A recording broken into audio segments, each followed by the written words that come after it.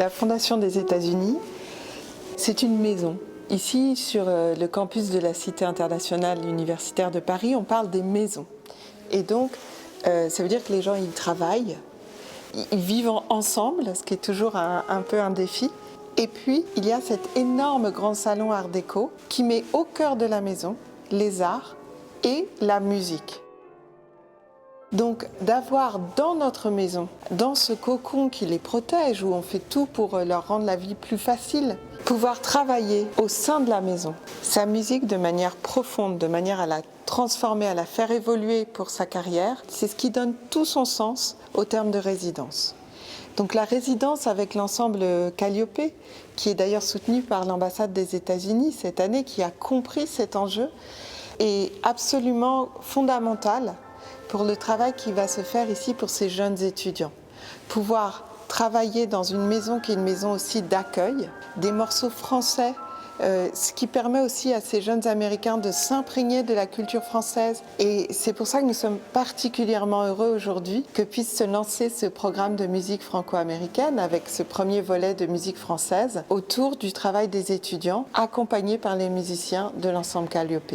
Il ne faut pas perdre de vue que la partition que Debussy a écrite pour cette rhapsodie était une partition qui était en réalité qu'une esquisse. Donc il a noté quand même l'orchestration par moment précisément, mais il a laissé beaucoup de marge de manœuvre à l'orchestrateur.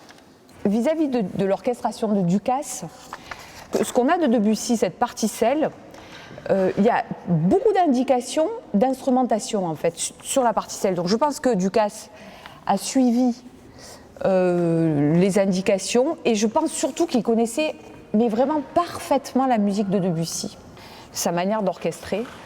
Je crois aussi que c'est exactement l'époque de la grande pièce, la mère de Debussy. Et il a suivi non seulement de près les indications de Debussy, mais aussi connaissant parfaitement son instrumentation. Il a ajouté beaucoup de couleurs qui n'étaient pas notées dans la partition de Debussy, mais qui sont vraiment dans le style en fait. À plusieurs endroits de la pièce, il y a des petites percussions qui sont vraiment très caractéristiques. Donc là, ce sont les premières percussions.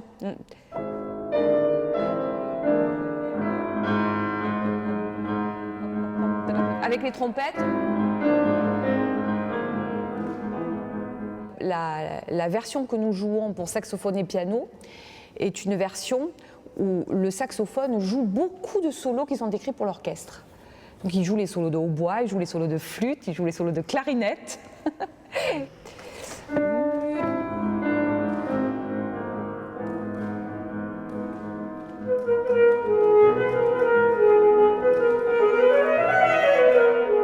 Cette année, c'est la 4e année de cette résidence artistique de l'ensemble Calliope à la Fondation des États-Unis. C'est un projet qui a commencé avec une idée vraiment de parler des États-Unis comme terre d'accueil, ce que nous avons fait pendant 3 saisons grâce à l'aide aussi de la mairie de Paris. Et cette année, nous changeons de projet pour penser plus à cette idée aussi des jeunes qui viennent en France. Parce que nous avons à la Fondation des États-Unis la bourse Harriet Hale Woolley, que nous attribuons chaque année à plusieurs artistes, musiciens. Nous avons réfléchi pour cette 4e saison à travailler justement sur la musique française pour des jeunes artistes qui viennent en France pour étudier ici avec des professeurs français, pour travailler sur des techniques françaises et sur des compositeurs français. Juste pendant que tu joues, il y a quelque chose de très joli qui est écrit avec une mélodie au hautbois. Un petit accompagnement. Ce sont les cordes avec un petit solo de hautbois là.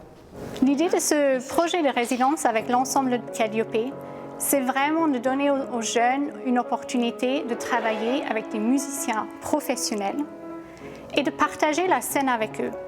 Donc ici, cette année, nous avons mis en place avec Karine Letiec 2 masterclass. Et durant ces masterclass, les jeunes reçoivent du coup les conseils de Karine Zarifian au piano, qui est une grande experte de Debussy. Rien qu'entre la première et la 2e masterclass, on voit une énorme différence et évolution dans le jeu des musiciens. To be offered the opportunity to play this with Karine is a great pleasure of mine, and it's been wonderful learning about the piece, learning from her since she knows so much about Debussy, and she's a wonderful musician as well. So her musicianship has unlocked a lot of potential for this strange combination, this reduction for piano and saxophone. There's a lot of voices missing from the orchestra, but I think she does a wonderful job at showcasing, you know, the best elements from this piece. So so far I've learned so much. It's been a pleasure putting this piece together with her. Un autre élément qu'on retrouve dans la rhapsodie de saxophone, qui est l'élément très reconnaissable chez Debussy.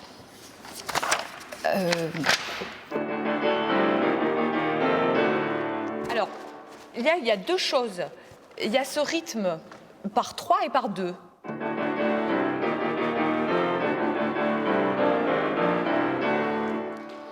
Qu'on va retrouver à la fin de la mer, et ça c'est alors dans le dialogue du vent et de la mer.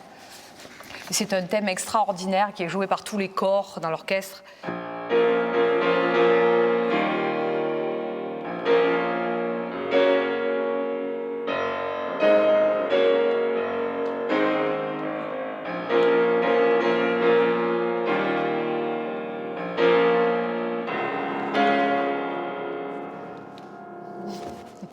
Usually when it's a master class, it's given in the form where you're playing on stage and someone in the audience is teaching you, not playing with you. So prior to this, I have not had any experience with that, but it was definitely different at first, and I wasn't sure what to expect.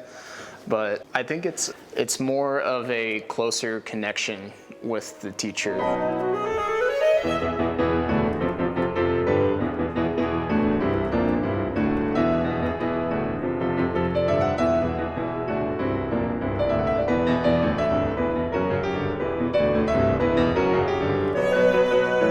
Paris-New York, regard croisé. Ce programme musical franco-américain met en avant les échanges fructueux entre ces deux cultures au XXe siècle, à travers des figures majeures et des compositions musicales alliant piano, cordes et vent. Nous pourrons entendre des œuvres de Claude Debussy, qui écrit pour une grande mécène américaine, Nadia Boulanger, la dame du monde franco-américain, directrice des écoles d'art américaines de Fontainebleau, qui ont accueilli les plus grands compositeurs américains et français, Elliott Carter, qui après avoir étudié à l'université d'Harvard, est venu se perfectionner en France avec Nadia Boulanger pour devenir plus tard lui-même professeur à la Columbia et à la Juilliard School. Rebecca Clark, compositrice britannique émigrée aux États-Unis pendant la Seconde Guerre mondiale, épouse du fondateur de la Juilliard School. Et Olivier Greif, compositeur français, autant attaché à New York où il a étudié qu'aux écoles d'art américaines de Fontainebleau où il a côtoyé Nadia Boulanger.